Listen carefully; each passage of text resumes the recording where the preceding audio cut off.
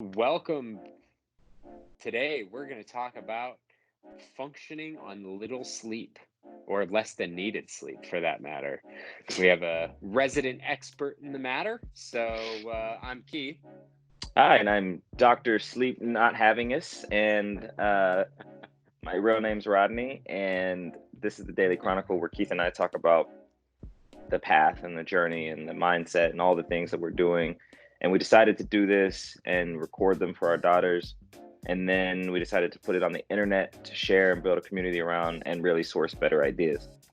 So yeah, talking about no sleep, I got a 7 month, almost 7.5 month old that doesn't sleep. I got a almost 3 year old that doesn't sleep.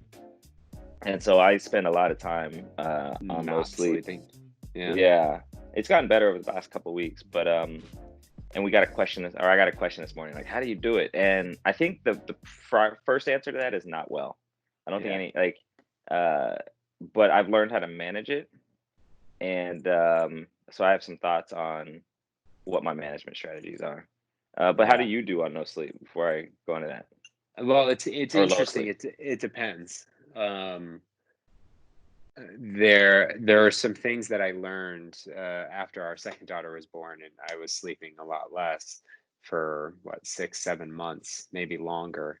Um, my memory goes to crap. I can't remember things, I remember and that. I've started to see this to change now that I sleep. It's like, oh yeah, that really is a problem.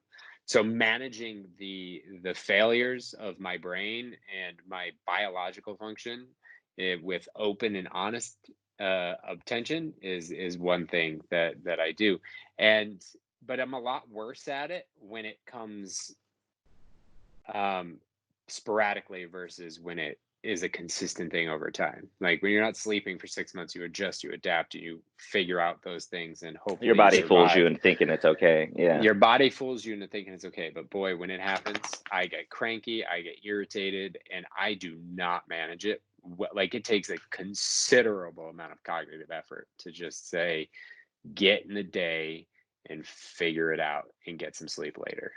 So, how I about find you? that the first day, like if I get 2 or 3 hours of sleep, the first day is like Hmm. it's like a brain hack. It's Yeah. like wired, and then like Yeah. the second day sometimes is good, but by third day it's just like it's a shit show. Yeah. Um, so hacks. If I know I'm gonna get a little bit of sleep going into it, I attempt to, and I haven't set an alarm in a while because my kids are my alarm. But when I was setting alarms, I would attempt to set my alarm at the end of a sleep cycle. Sleep cycles tend to be 45 to Mm, 90 minutes. Mine are 90 minutes. So I just count 90-minute blocks I'm going to get, even if it's only one, and try to wake up at the end of a sleep cycle to reduce the grogginess on the wake up. so not Um, focus on the length of sleep, but focus on the quality of sleep. yeah, Yeah. yeah. Okay. Got it. Um, Small burst workouts, like little hit workouts. Yeah. And I break them up. Like I got to work out today. Like I'll break it up through the day, like in between calls, push ups, pull ups, burpees, like high intent stuff that I can hit in and out real quick just to kind of get the blood moving. Walks in the sun with my dogs. Mm, I use a lot. I'm a big fan of nootropics. I'm a kind of a biohacker, and so I have a supplement routine that I use to help me function. Like right now, I would probably be on like sleep life support if I didn't have my brain routine. Um, and then the other thing, and probably the most important thing, is because I don't do well. Memory can go to crap. Emotional regulation can be really bad. So not like I haven't had a drink in the last 5 months. That mm, has helped with emotional regulation through not yeah. sleeping. No doubt. Um, Communication. So communicating with people I got to work with or I get to work with daily to say like, hey, I didn't get any sleep last night. I need to pull back on what I'm going to do today, or even just saying, hey, can you proofread this for me? I'm bad at typos on the best of days. So give me a sleep deprived day, like it might look like I just wrote in Gaelic. So I need to just communicate with people and let them know where I'm at and ask for help. Uh, those are my main things.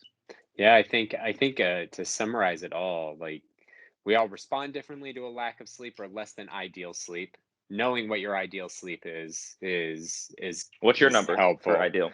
Between 7 and 8, closer to 7.5 to 8, which I don't really average, but I'm close to. I'm about 7 to 7, 7.5. How Um, long, just from a sleep efficiency standpoint, how long do you have to be in bed to get 7.5 hours of sleep? Like, can you? Probably 8 to eight and a Eight. half hours. Yeah. Yeah, yeah.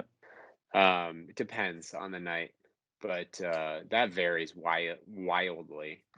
But I think in summary, like we all have these variations, but we all, generally speaking, absolutely respond less than ideal when we don't get enough sleep, especially over time.